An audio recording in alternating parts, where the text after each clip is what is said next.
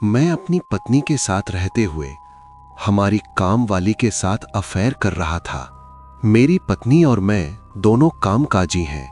मैं एक IT job करता हूं और वो एक उभरती हुई वकील है। आप समझ सकते हैं कि हमारा शेड्यूल कितना टाइट रहता है और घर के कामों के लिए हमारे पास बिल्कुल भी समय नहीं बचता। हम बेंगलोर के एक 2 BHK फ्लैट में रहते हैं। 2 हफ्ते पहले हमने अपनी पुरानी काम वाली को निकाल दिया था क्योंकि वो बिना बताए छुट्टियां लेती रहती थी। इसलिए हमें नई काम वाली ढूंढनी पड़ी। करीब 1 महीने तक लोगों से पूछताछ करने के बाद मेरी पत्नी को एक लड़की मिली। उसका नाम था बिंदु। हमारे पड़ोसी ने उसे रिकमेंड किया था और जैसे ही मैंने बिंदु को पहली बार देखा, मैं बस उसे देखता ही रह गया। उसकी गोरी त्वचा, खूबसूरत आंखें, उसका चेहरा और पतला शरीर, सब कुछ इतना परफेक्ट था कि मैं खुद को रोक नहीं पाया। सच कहूं तो मुझे जरा भी गिल्ट नहीं हुआ। आखिर कोई भी आदमी इतनी खूबसूरत लड़की को देखकर आकर्षित हो ही जाता है ना? और फिर मैंने फैसला कर लिया, मैं बिंदु के साथ अफेयर शुरू करूंगा। मेरी पत्नी को पता भी नहीं चलेगा क्योंकि मैं घर से काम करता हूं और वो रोज कोर्ट जाती है। धीरे धीरे 1 हफ्ते में मैंने बिंदु से अच्छी दोस्ती कर ली। उसकी शर्माती हुई मुस्कान देखकर मुझे लगने लगा कि वो भी मुझे पसंद करती है। फिर एक दिन मंगलवार की शाम हम दोनों सोफे पर बैठे थे, बहुत करीब, और मैंने उसे किस किया। लेकिन तभी घर का दरवाजा खुला। मेरी पत्नी अंदर आई और उसने हमें देख लिया। मैं तुरंत अलग हो गया, लेकिन मेरी पत्नी बिंदु पर चिल्लाने लगी, तुमने मेरे पति को बहकाया है। वो उसे बहुत कुछ कह रही थी, लेकिन एक बात बार बार दोहरा रही थी, बूढ़ी औरत। मैं हैरान था, बिंदु और बूढ़ी, ये कैसे हो सकता है? उस रात बहुत माफी मांगने के बाद मेरी पत्नी ने मुझे माफ कर दिया। ये बात भी मुझे अजीब लगी क्योंकि वो इतनी जल्दी माफ करने वालों में से नहीं है, लेकिन मैंने सोचा शादी बचाने के लिए यही सही है। फिर भी एक सवाल मेरे दिमाग में अटका रहा।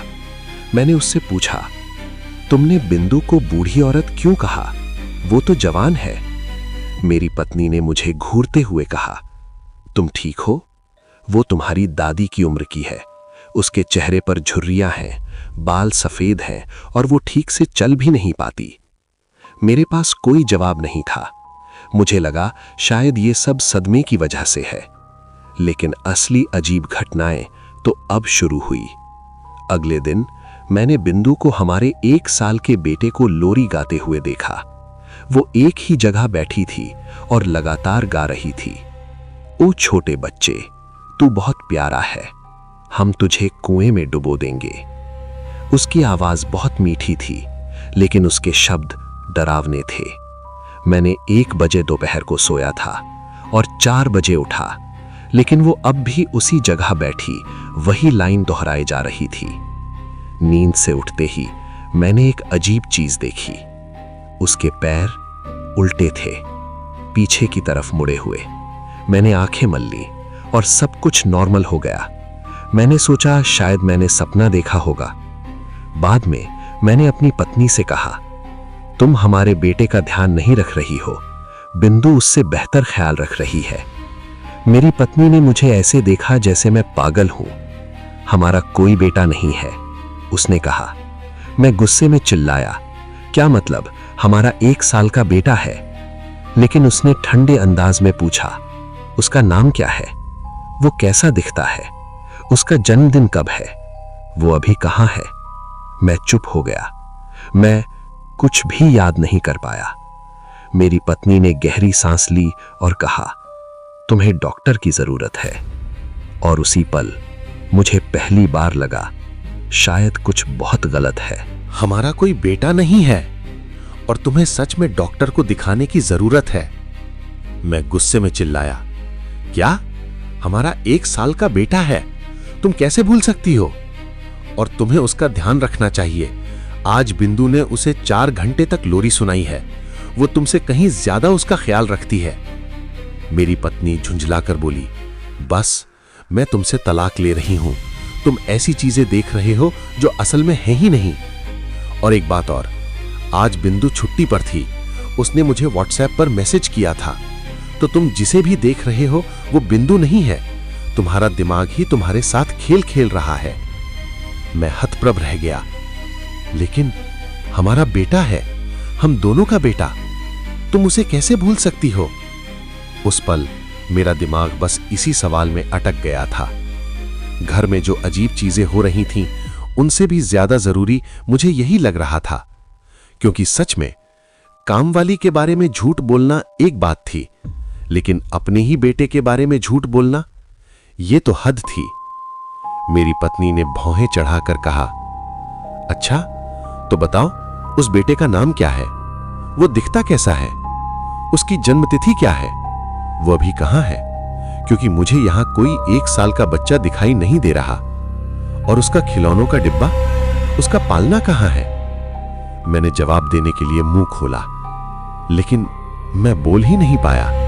मेरा मुंह खुला ही रह गया। पूरा 1 मिनट तक मैं कोशिश करता रहा उसका नाम याद करने की, उसका चेहरा, उसकी कोई भी पहचान, लेकिन कुछ भी याद नहीं आया। मेरी पत्नी मुझे देखती रही, गुस्से और डर के मिले जुले भाव के साथ। उसे पता चल चुका था कि वो सही है। आखिरकार मैंने मुंह बंद किया और बिना कुछ बोले सोने चला गया। उस रात मेरी पत्नी दूसरे कमरे में सोई। वो मेरे साथ रहना नहीं चाहती थी। तीसरी अजीब घटना अगली सुबह हुई। मेरी पत्नी रोते हुए मेरे पास आई। मैं ये घर छोड़ रही हूं। मैं चौंक गया। क्यों?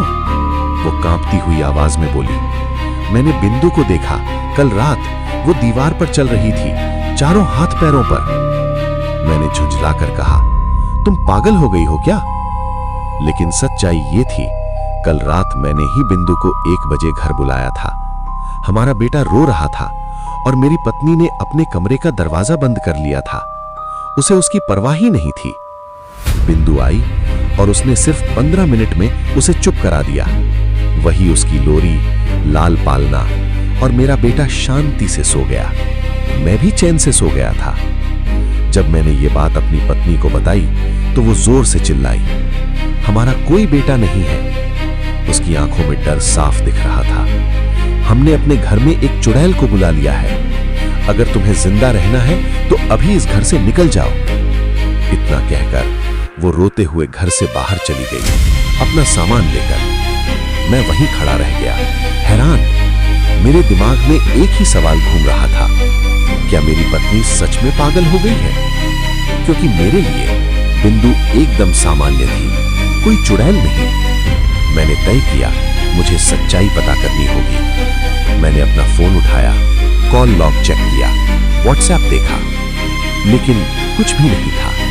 न कोई कॉल, न मैसेज, और सबसे डरावनी बात, बिंदु का नंबर ही मेरे फोन में नहीं था, जैसे वो कभी थी ही नहीं। मैं घबरा गया, गुस्सा भी आने लगा। आखिर ये सब क्या हो रहा था? और पता नहीं कब मैं फिर से सो गया।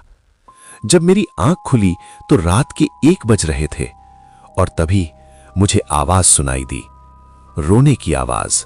लिविंग रूम से एक बच्चे के रोने की आवाज। मेरा दिल तेजी से धड़कने लगा। मेरा बेटा। मैं धीरे धीरे उठकर बाहर जाने लगा। लिविंग रूम में वो लाल पालना रखा था और वो अपने आप झूल रहा था, आगे पीछे, आगे पीछे। ऐसा लग रहा था जैसे कोई उसे झुला रहा हो, लेकिन वहां कोई नहीं था और रोने की आवाज अब और तेज हो रही थी। मैंने निगलते हुए सोचा, शायद मुझे। मैं अंधेरे में खड़ा था। मेरा दिल जोर जोर से धड़क रहा था। रोने की आवाज सच थी। पहले हल्की, फिर तेज, फिर और भी तीखी, बेबस, एक बच्चे की रोने की आवाज। मेरा बच्चा। मैं धीरे धीरे बेडरूम से बाहर निकला और हॉल की तरफ बढ़ा। लाइट बंद थी, लेकिन बाहर की स्ट्रीट लाइट की हल्की पीली रोशनी पर्दों से अंदर आ रही थी, इतनी कि चीजों की परछाइयां दिख सकें। और तभी मैंने उसे देखा, लाल पालना। वो अपने आप झूल रहा था, आगे पीछे, आगे पीछे, लेकिन उसके पास कोई नहीं था। मेरा गला सूख गया। बिंदु, मैंने धीमे से पुकारा। कोई जवाब नहीं आया। अचानक रोने की आवाज बंद हो गई।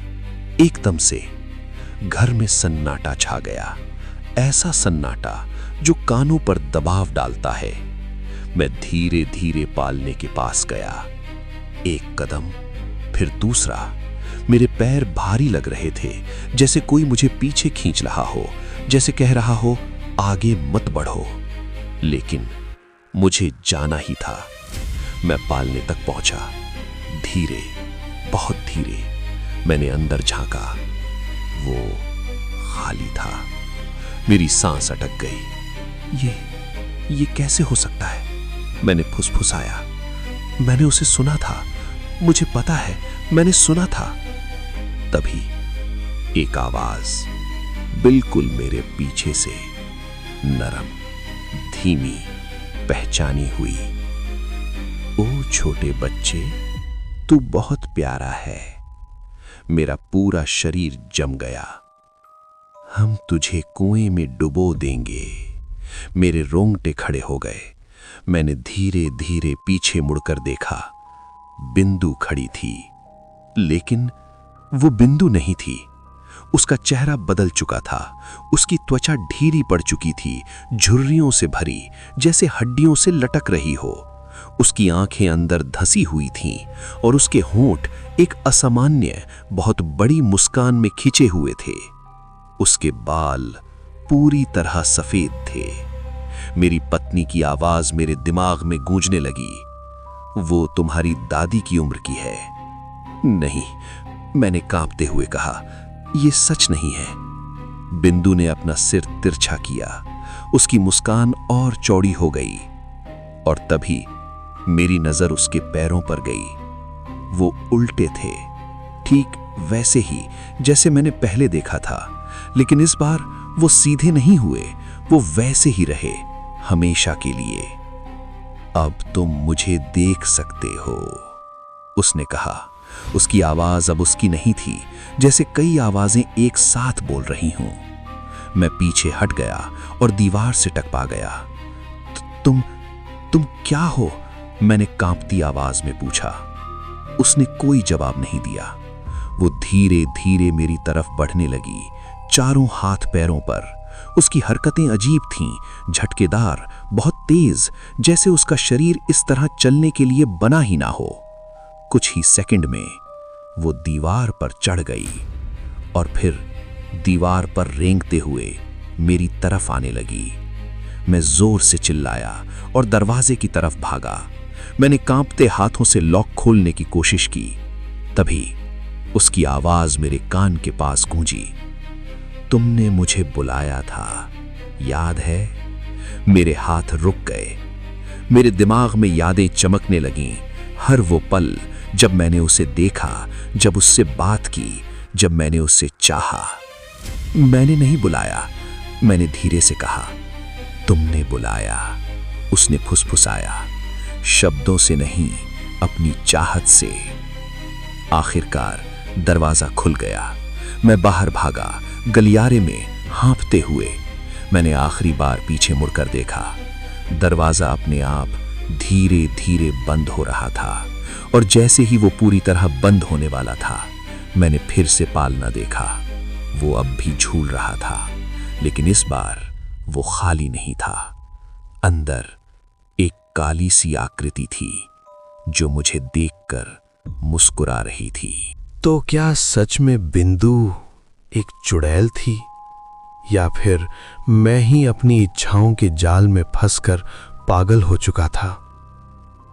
आज भी जब मैं आंखें बंद करता हूं, मुझे वो लाल पालना दिखाई देता है, धीरे धीरे झूलता हुआ, और उसके अंदर वो काली आकृति जो अब भी मुझे देखकर मुस्कुरा रही है। शायद कुछ चीजों को बुलाना आसान होता है, लेकिन उन्हें वापस भेजना नामुमकिन। अगर आपको ये कहानी डरावनी लगी तो वीडियो को लाइक करें, शेयर करें और चैनल को सब्सक्राइब करना मत भूलिए, क्योंकि अगली कहानी शायद आज की दूसरी कहानी है भूतिया इंडियन फार्म की फील्ड ट्रिप। ये घटना साल 2015 की है, जब मैं मिडिल स्कूल में था और अपनी नई जिंदगी के साथ खुद को ढालने की कोशिश कर रहा था। मैं हाल ही में पुणे शिफ्ट हुआ था, एक ऐसा शहर जहां मैं आज भी रहता हूं। उससे पहले मैं पूरे 13 साल दुबई में रहा था, जहां मेरे माता पिता मेरे जन्म के तुरंत बाद चले गए थे। मेरे नए स्कूल ने एक ओवरनाइट फील्ड ट्रिप प्लान की थी, एक छोटे से शहर बारामती के लिए, जो अपने फार्म और डेयरी के लिए काफी मशहूर है।